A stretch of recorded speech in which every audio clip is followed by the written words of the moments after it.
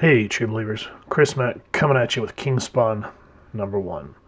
And this was exciting for me because it was just nice to see a kind of a, I don't want to call it a soft reboot, but like a continuation of Spawn, but kind of doing something different.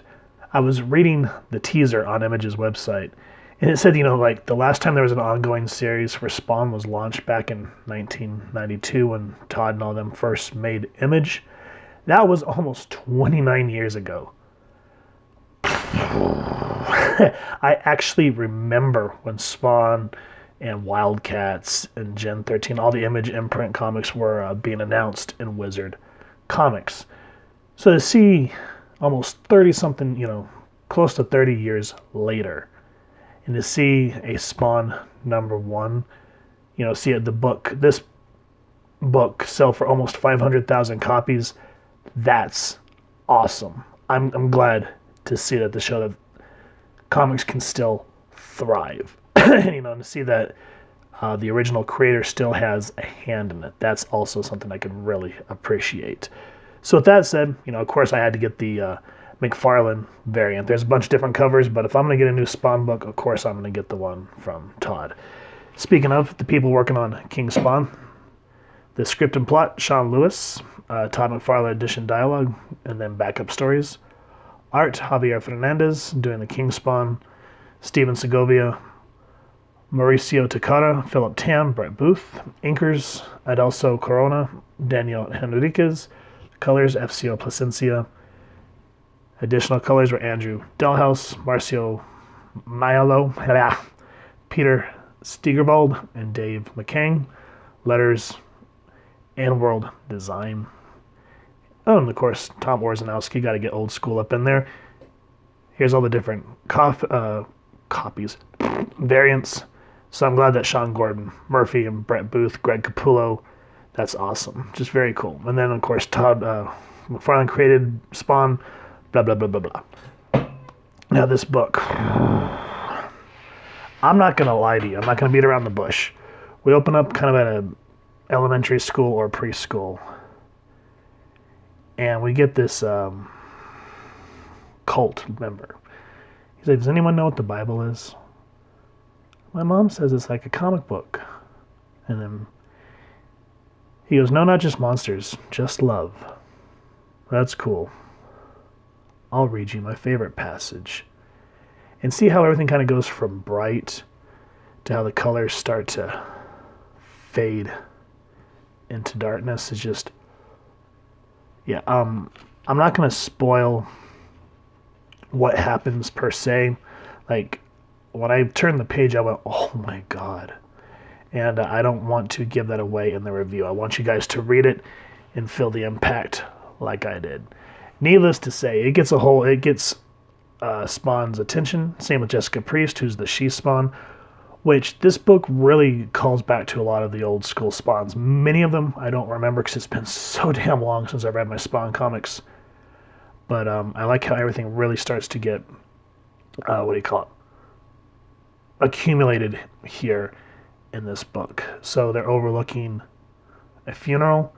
I'm going to let you guys kind of fill in the dots. And I was watching another reviewer, and they were talking about how Todd kind of really brings in his inspiration from Batman. So, he can't just work alone. He has allies. He has kind of his Alfred/Oracle. He's like, Al, do you read?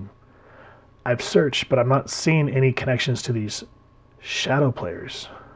I think this is all human.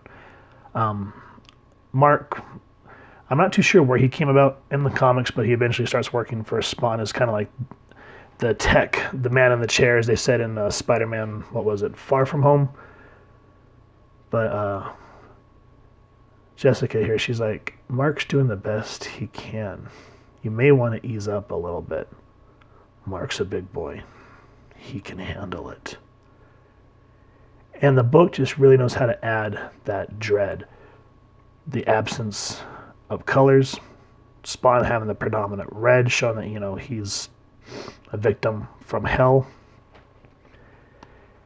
And everything that's happened that kind of really kickstarts the plot is around this sigil, and that there's more to read in it than just what you're seeing. It's a call out to Spawn. He's like, I can't completely decipher it, but it says that this one won't be the only attack. I'll need other shadow agents to decode the rest. And then here, they do a good job of trying to implement modern day social media and how people just can't seem to behave themselves. And this is where we come to find out about this religious cult called Psalms 137. And with all this, it leads Spawn back to New York. And I love the artwork here. I mean, just look at the way he's moving. It just gives that old 90s gritty, noirish feel to it. And you feel the dread of what's going on in this book. How the media is covering this tragedy. People sending out their condolences. It's like, fine, they can say their prayers. At some point, though, they'll realize God isn't answering any of them. So that's kind of, it shows Spawn's mindset of how he's going to attack anybody and everybody who he thinks can help him achieve his goals. So he sees a fallen angel in cahoots with another demon, both in flesh form. This one's called Leviathan. And to a degree, I was like, oh man, I'm starting to really feel like they followed the supernatural route from Sam and Dean, where I remember the Leviathan arc on the show, and I hated every episode of that. We're not going to get into that. But I was just like, I'm starting to feel a whole lot of like supernatural references here. But again, Spawn going, kicking butt. I mean, look at the noirish, the shadows. The way he's just holding this demon, threatening this angel. You're a bad liar, Pete. We've been through this before. You've got 3 seconds to level with me. And so he starts talking about Metatron. And again, I know that that's part of mythology, but I was just like, oh God, here we go with the supernatural references again. And it starts to accumulate into a really good story. Very intense graphic imagery to really help emphasize what type of villains we're dealing with. And we even get a moment with Sam and Twitch, which I've not seen them in a while, so it's just like, yes, it was a very much welcomed addition to this book. But again, as I said, what do you do when the villain that you're up against can kill an angel?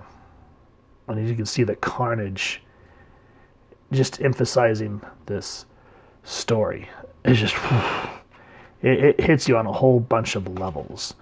Now, after the plot, the main plot that's building up into this King Spawn story arc, we actually get backstories of all the other Spawns that I think, was it the Curse of Spawn where all these extra Spawns were introduced? Like, I don't remember a whole lot about Daniel Kilgrave or his would-be savior. I remember kind of seeing him in the comic, but I don't remember a whole lot about him. For that, let me know down in the comments. We also get Nightmare Spawn, and we get some really rough imagery of what he does to people who betray him. And I like to see how all these accumulate of what all the Spawns are going to play into this main arc. We get him. We get one called Comox, which I've never heard of before. But this story, this was one bloody freaking story. But it's interesting the take they make on this character. The last one that I'm personally excited for is the Gunslinger. Primarily because I love Westerns, and it kind of reminds me of Roland from The Dark Tower. But yeah, this is going to be another ongoing series, so damn straight I'm going to check out Gunslinger Spawn. So yeah, this kind of, in a sense, felt like a build-up issue, But you can see the parts that each character is going to have to start playing to figure out who this menace is that can kill angels and demons at the drop of a hat. It really kind of puts gives Spawn a run for his money, per se, and you can really start to feel the tension happening. But, almost 30-something years later, and we get a relatively fresh story that accumulates everything that Todd has done over the last, like I said, 30 years. So that's really cool. So I'm glad that this book was created. It makes me feel kind of giddy. It makes me feel like I'm back in 92 when I was like, what was it, like 10 years old? No, not even 10, like 9. And reading this in Wizard Magazine, and I was like, what is this? And I actually remember reading it for the first time and kind of freaking me out because I was younger. But as you can see, Spawn, I've grown up with Spawn, so it always has a special place in my heart. I love that McFarlane, even though he has other people kind of plotting and doing the artwork, I'm glad that he still has a hand in it to make sure that it still has his quality and seal of approval on it.